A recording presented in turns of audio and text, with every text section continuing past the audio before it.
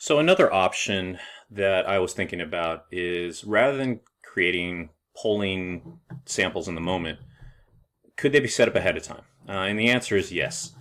The only difference is this time you'll notice I'm actually in a web browser. I'm actually in Chrome and I'm at the Zoom website. I'm not in the app. I'm actually in their website because only here can I access things prior to setting up a meeting. So once again, I'm just going to use my personal meeting ID. I'm going to go right here to personal meeting room.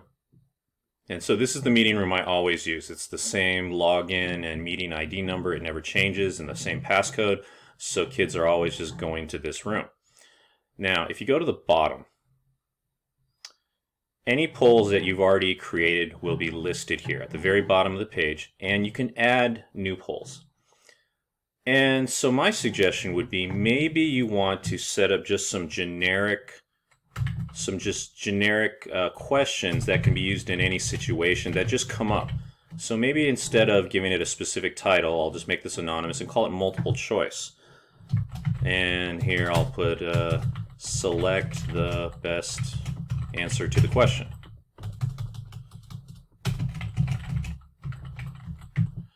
And then down here, what I can do is just put, okay, I'm going to make option A, option B, option C, and option D.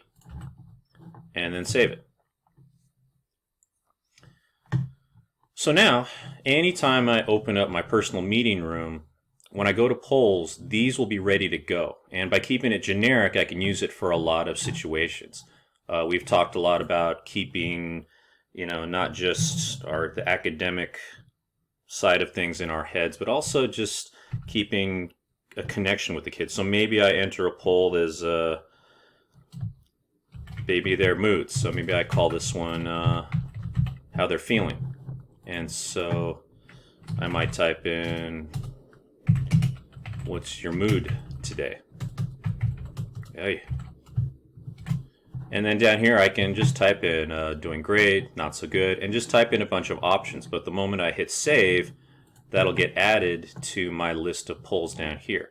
So now when I go into this room and I start it, I no longer have to type the poll out in the moment and type in the question and type in the possible responses. I can just click polls.